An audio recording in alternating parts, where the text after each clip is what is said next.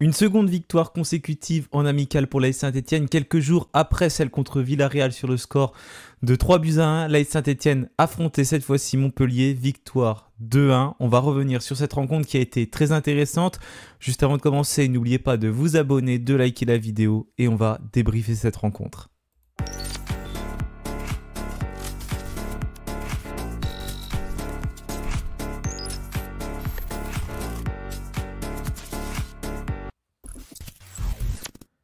Et oui, l'AS Saint-Etienne se déplaçait à Lunel pour son troisième match de préparation contre Montpellier.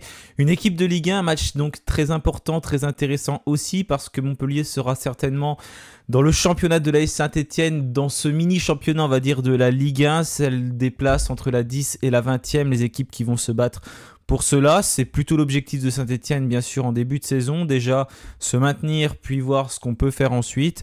Montpellier était un adversaire idéal, l'occasion de revoir trois anciens Stéphanois, Falaï Sako, Arnaud Nordin et Wabi Kazri. On va parler de Wabi Kazri dans quelques instants parce que je vais vous remontrer les buts et c'est lui qui a marqué pour Montpellier. Une rencontre très intéressante et très importante pour l'AS Saint-Etienne, où Olivier Dalloglio a aussi fait beaucoup tourner dans un stade de Lunel qui était plein et où il faisait très chaud, donc c'est pour ça aussi qu'il a fait tourner, mais aussi en vue du prochain match qui arrive contre Grenoble, équipe évoluant en Ligue 2 ce samedi. Les rencontres vont s'enchaîner, l'objectif c'est que tout le monde ait du temps de jeu. D'ailleurs, cette rencontre contre Grenoble, ce sera 3 périodes de 30 minutes de façon à pouvoir faire jouer tout le monde. On va revenir donc sur les buts tout de suite parce qu'ils sont quand même assez jolis, je trouve, pour Saint-Etienne. Le premier, il nous vient d'une nouvelle recrue, c'est Benold qui va servir Antoine Gauthier. Une perte de balle de l'ancien Stéphanois, justement, Arnaud Nordin, qui est parfaitement conclu et une belle offensive stéphanoise. Une nouvelle perte de balle de Montpellier en seconde mi-temps, c'est Ibrahim Sissoko qui en profite. C'est Zouriko Davitashvili, justement, qui est à la passe décisive, qui avait été très intéressant la semaine passée. Et la réduction du score de Montpellier par Wabi Kazri, donc un penalty avec une erreur stéphanoise dans la défense. Je sais pas si c'est Pedro Dias ou Owusu qui provoque ce penalty et c'est Wabi Kazri qui le met au fond des filets, 2-1. Mais globalement c'est largement Saint-Etienne qui a été très inspiré par rapport à Montpellier dans cette rencontre. J'ai beaucoup aimé la prestation des Stéphanois, ce qu'ils étaient capables de proposer. On va revenir sur la composition alignée par Olivier Dalloglio parce que cette composition, je pense qu'elle est aussi intéressante à mettre en avant.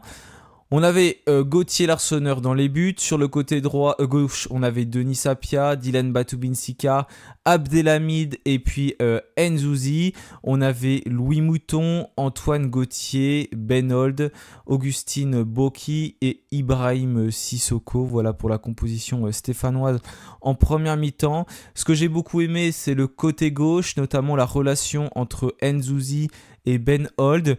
Quand Nzouzi montait, Benold n'hésitait pas à redescendre. Il y a quand même eu des approximations techniques de la part de Benold, mais j'ai beaucoup aimé dans la combativité, dans ce qu'il a cherché à faire, dans son placement également. C'était assez intéressant, il y avait une belle complémentarité sur son côté. Avec Nzouzi, c'était pour moi aussi la bonne surprise de cette première mi-temps, le très jeune Nzouzi qui évoluait à ce poste à gauche et qui a montré de très belles choses, un joueur qui est assez athlétique, qui a une belle qualité de passe, une belle vision du jeu et qui a fait une première mi-temps vraiment très solide pour Saint-Etienne.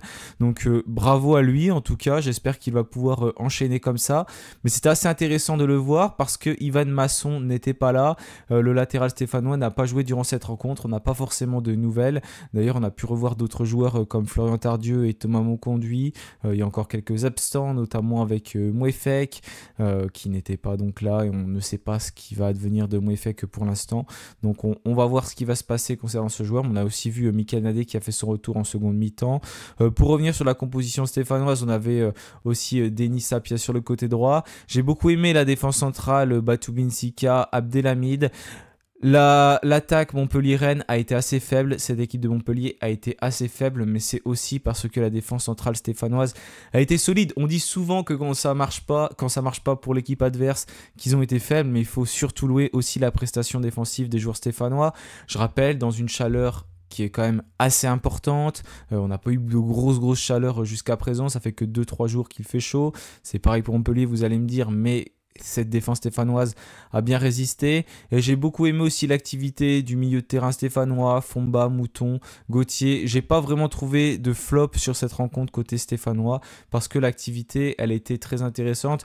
Et ce que je demande pendant des matchs amicaux, c'est pas forcément d'être très très propre techniquement, mais c'est d'avoir une grosse dépense énergétique pour parfaire la préparation, parce que c'est ce qui est le plus important. Acquérir du temps de jeu, essayer de comprendre ses partenaires. C'est pas comme un match officiel où on attend vraiment des joueurs qui soient assez intelligents dans ce qu'ils font. Là, vraiment, l'objectif, c'est d'avoir du temps de jeu, de tenter des choses. C'est pour ça aussi que des fois, il y a des passes qui sont ratées, mais c'est le moment de les tenter. C'est des matchs amicaux. Donc, c'est ce qui a été bien fait de la part de l'AS Saint-Étienne, qui a réussi à se projeter assez rapidement vers l'avant, avec un jeu qui allait de plus en plus vers une touche de balle, et puis des joueurs qui parvenaient à se trouver, et notamment Antoine Gauthier qui a été beaucoup trouvé. Et ça, c'est quelque chose aussi qui est assez intéressant avec son rôle derrière l'attaquant de pointe qui était Ibrahim Sissoko. On a vu un Antoine Gauthier qui a aussi été beaucoup trouvé et qui va d'ailleurs marquer ce but. Mais au-delà de ce but, c'est un joueur qui a une importance, je trouve, dans cette rencontre face à Montpellier.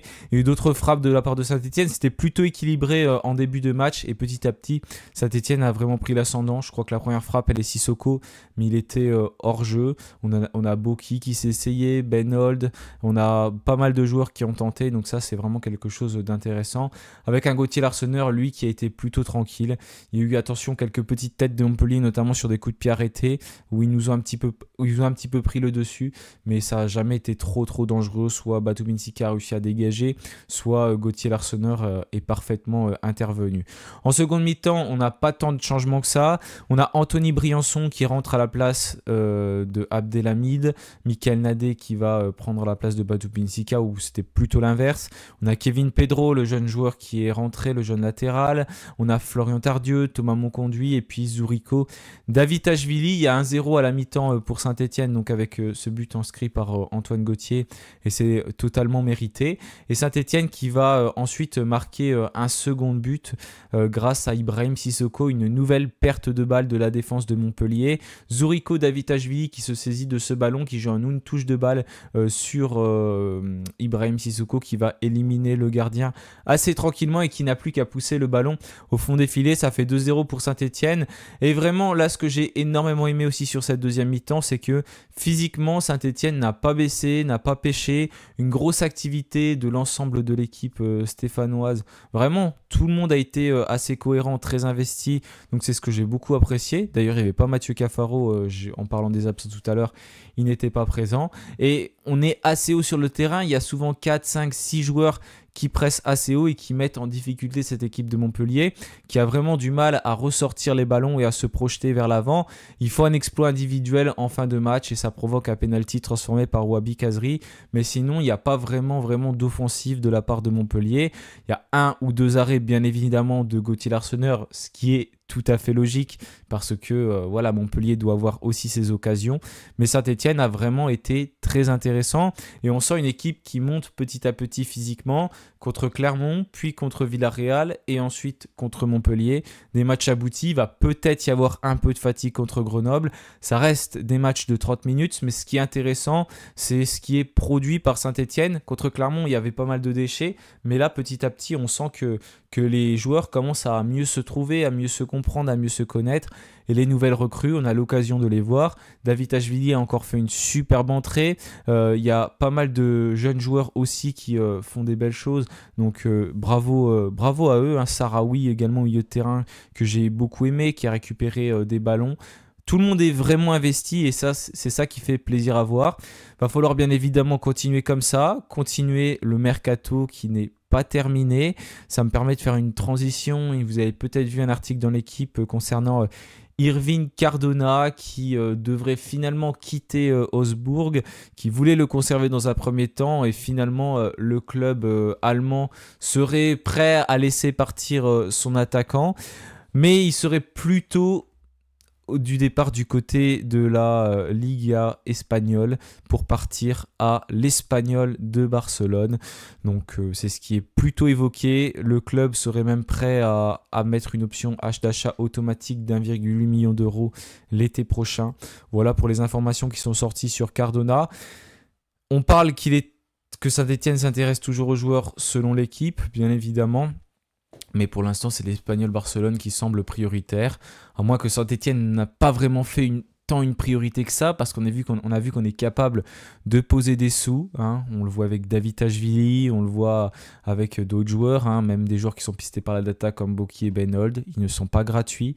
Là, avec Nanasi qui est évoqué, c'est pareil, on attend un peu ce dossier qui est un peu en stand-by, ça bouge un peu. Il n'a pas joué d'ailleurs hier. Je dis qu'il allait jouer, finalement, il n'a pas joué au dernier moment. Est-ce que ça annonce un départ du côté de Saint-Etienne? On n'en sait rien pour l'instant, mais en tout cas pour l'instant, ce mercato qui est un petit peu bloqué, mais on voit quand même une équipe stéphanoise qui a de vrais arguments à faire valoir et qui n'est pas du tout ridicule face à une formation qui évolue en Ligue 1. C'est un match important, bien évidemment. Montpellier a aussi fait tourner, mais tout comme Saint-Etienne. Et comme je vous l'ai dit, ce sera sans doute notre championnat. Déjà, hein, il faut se baser sur cette deuxième partie de tableau pour ensuite essayer de faire mieux. Mais en tout cas, c'est très intéressant de pouvoir constater ce que Saint-Etienne est capable de produire. On avait l'habitude de voir des préparations difficiles. Là, les 3 matchs qu'on a fait sur les 6, on arrivé à la moitié, et c'est un match nul et 2 victoires contre des équipes qui évoluent en première division espagnole. Villarreal, ce n'est pas rien, et Montpellier, ce n'est pas rien non plus en Ligue 1, donc c'est intéressant. Et là, ils n'ont pas eu 50 000 occasions, ils ont marqué un but, c'est un penalty, c'est pas un but dans le jeu, donc c'est quand même toujours très intéressant de pouvoir se dire qu'on a réussi à tenir la défense centrale, que ce soit Abdelhamid Batuminsika ou Briançon Nadé. Ça a bien tenu, ça a tenu. Hein. Et puis voilà, chaque joueur arrive à avoir un dépassement de fonction. On l'a vu avec Owusu en seconde mi-temps aussi, avec pas mal de joueurs qui reviennent, qui se replient. David Tachvili, le milieu de terrain, Louis Mouton, etc., etc. Tout le monde connaît son rôle, c'est ce qu'il a à faire et n'hésite pas à se dépenser malgré une forte chaleur. Et ça, c'est quand même à mettre en avant aussi, comme j'ai dit tout à l'heure, parce que la forte chaleur, on sait que ça a un vrai impact sur les organismes des joueurs, bien sûr. Hein, on est très vite épuisé, on est très vite chaud. D'ailleurs, il y a eu plusieurs pauses fraîcheur, ce qui est normal. Et les joueurs ont tenu l'intensité malgré tout. Donc la préparation, elle est bonne. Ça change par rapport à l'année dernière. On a vu une préparation délicate et difficile. Là, la préparation, elle est bonne et on semble avoir un collectif qui commence à vraiment se connaître. À 3 semaines maintenant du début du championnat, même à peine, puisque ce sera le week-end du 17-18 août. Pour l'instant, on ne connaît pas vraiment quand sera cette affiche, mais il y a une information qui est sortie sur RMC Sport qui est très intéressante. On nous parlait d'un abonnement très cher pour la Ligue 1 avec des AZN, avec plus de 35-40 € par mois. Finalement, il y aura un revirement de situation et ça pourrait être plus abordable, beaucoup plus abordable. Selon RMC, on se dirigerait vers 10 € par mois si on prend un abonnement annuel ou 15 € par mois sans engagement. Attention, on ne voit pas tous les matchs de Ligue 1 parce que c'est 8 matchs sur 9. Le 9e match, il est sur Beansport. Il n'y a pas de changement prévu pour eux. Ce serait 15 € pour l'affiche si on veut suivre les rencontres sur la chaîne Qatari. Saint-Etienne sera bien évidemment quasiment tout le temps sur des AZN.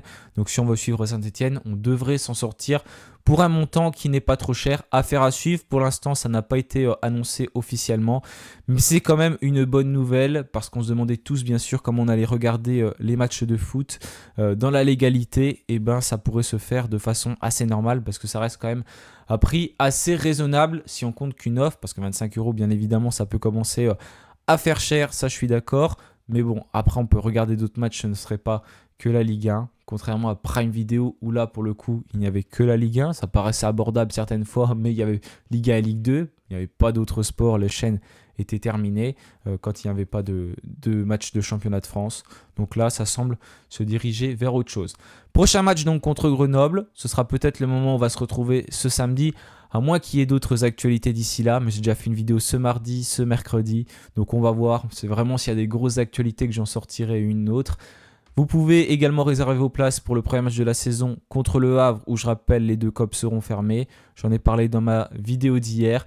En tout cas, je vous remercie pour votre fidélité. On se rapproche très rapidement des 4000 abonnés. Vraiment, merci, ça progresse très rapidement. Vous avez été 12 000 à suivre le débrief de Saint-Etienne-Villarreal. C'est quasiment un record sur la chaîne. Donc, merci à vous tous. J'espère que les vidéos continuent à vous plaire. N'hésitez pas à donner vos avis en commentaire pour faire progresser la chaîne, ce qui vous dérange, ce que vous aimez. Je suis ouvert à tout. Je réponds à tous les commentaires comme vous le savez. En tout cas, prenez soin de vous. Restez au frais parce qu'il va faire encore très chaud cette nuit. Et puis, bien évidemment, allez les Verts. Allez, salut à tous.